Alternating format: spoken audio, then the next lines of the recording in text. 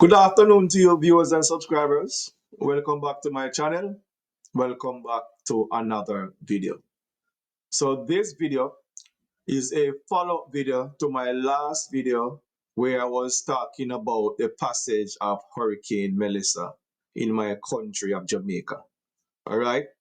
So I have seen some positive movements on the ground.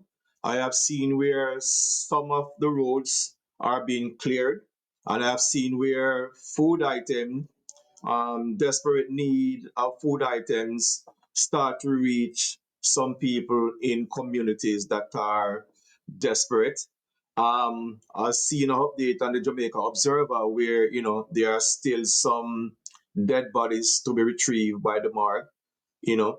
So this catastrophic hurricane has shook the country like never before and is just served as a lesson to us that listen, when it comes to natural disaster, we have to try and be more proactive. When we hear that a natural disaster is going to affect the island, we obey the authorities and take heed.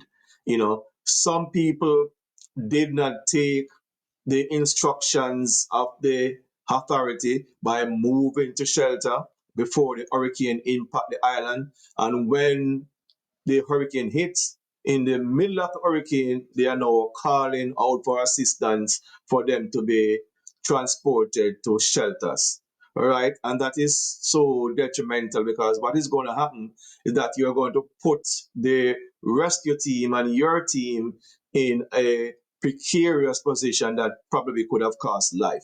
You know what I mean? So we can brush up a little bit where preparation in that regard is concerned. Also, I know that people are going to be impatient. Much of the island is still without electricity. And, we want the current to come back because we want normalcy to be restored so we can move back to our normal way of life. But, I have to commend the government, and this is not about politics now. I have to commend the government. I see where they are proactive. They are trying hastily to bring back the country to some form of normalcy. I've seen where our three international airport has been reopened so that flights with aids and assistance can come in. I see where a rescue team from El Salvador is en route, or probably by the time I'm finished away with this video, they might land in Jamaica with the necessary rescue team so that we can, bring more assistance to people that are in need. All right. So, as I said in my previous video, this is a time for us to come together, for us to unite. It's not a time, for us to be tearing down each other. Like I see some people on social media is, tearing down the government, saying derogatory thing. And I know that it's not in the interest of the government to, be lethargic or to be non-responsive in a situation like this. It's not going to be good for them. And, it's not the human side of us to treat people like that. So we just have to be positive. Some people are going to make it out to be a political issue. And this is why I said that we have to learn to be matured people. I know we have just recently have an election in Jamaica. The election is gone about from September 3rd over, 2 months now. So we need to put the politics aside and move on, you know what I mean, and try to galvanize around the supporting of the country to get aid and assistance out to people in need. We don't have time for that right now, right? So some positive things I see happening, as well as it's going to take a lot.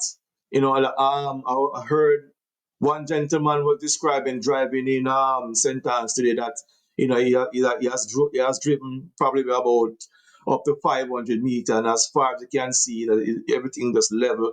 There, all electrical poles, including concrete poles, was broken. So it's going to take a mammoth task to put the country back to what it was before, especially as it relates to the western part of the island.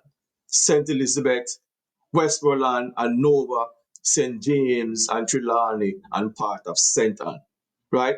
So we still have to give thanks because what if the entire island was affected in this magnitude? No one could assist no one because everyone would want assistance, right? So we have to be grateful. And I've heard that, much of Kingston and St. Andrew electricity has been restored.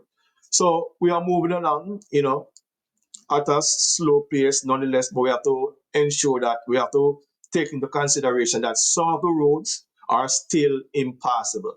The trees have to be the trees that are blowing down in the road have to be removed so that we can the necessary authorities can transport goods and services and assistance to people who need it most. All right, so we have to exercise some patience in that regard. And also a little bit of engineering. Um, you see, what I was told, in some part of the island, there were persistent rainfall. So what I think happened is that our underground aquifers was filled. So when we get this excessive rain, flooding is going to be easier because the underground Africa aquifer is already filled, right? And with the level of development that is going on in the country, also, we're going to have more surface runoff that is going to inundate our drainage system. And our drainage system is not big enough to accommodate the capacity of certain rainfall up to a certain intensity. Because with the building, we have more paved areas, so the water is not percolating or soaking down into the earth. So we have more surface runoff, and that is going to inundate our draining system. But nonetheless, as I said to you before, when it comes to a natural disaster such as this, the magnitude of a category 5, there is hardly any drainage system in the world that can accommodate this type of system. Okay, so we have to bear that in mind. Yes, sometimes we say that we need to clean the drains. I am in support of cleaning the drains, such that when you have a normal rainfall, our system is not inundated with water. We can, the flooding is going to be somewhat curtailed or somewhat on the reducing side. But expect flooding even though you have your drains clean when you have a weather systems such as this. There's no two ways about that. And you're not going to be able to design to accommodate a rainfall of certain magnitude. All right. And I did give you some insight in terms of the intensity of our rainfall. When we are designing bridges up here, we do what is called a hydrology and a hydraulic study. So we study the 25-year flood, the 50-year flood, the 100-year flood, and the 500-year flood. And we run it into a modern system, in a hydraulic modern system, and it tells us the height of the elevation of the water that we're going to get with each flood system. So some of those flood systems, especially in the 500 years and the 100 years, there's nothing we can do about it. We see where those flood is going to overtake the bridge. It's going to overtake the bridge, and there's nothing we can do about it. Because remember now, the bridge have approaches. So in order to lift the bridge, we have to lift the approaches. And if you can't lift the approaches to a reasonable height, then the bridge has to be a certain height. There's no two ways we can, there's no way we can go around it. And in this era of global warming too, we are going to have like a 50-year or 100-year flood, like even 2 times per year. So not because we get that flood system every 25, 50, 100, 500 years, it doesn't have to go through that cycle. You can get a 25 years, a 50-year flood, a 100-year flood, even a 500-year flood 2 or 3 times per year with the type of global warming and climate change that the world is now experiencing. All right. And it is said that, we in the Caribbean, as a developing states, we are not contributing to this global warming. Yet when the hurricane comes, we are the ones that are being grossly affected. Right? So there's a lot of elements to this, but in closing off with this video, I just want us to be more patient. I know that, we have a saying that, you know, meanwhile the grass will grow, the horse will starve, you know. But we have to be patient, and hopefully that we can help each other to restore our lives, so that we can move back to what it was before the passage of Hurricane Melissa. All right, and notwithstanding that, I've heard that Hurricane Beryl, which was last year, some people are still being affected by that. So we have been struck by two hurricanes in two successive years.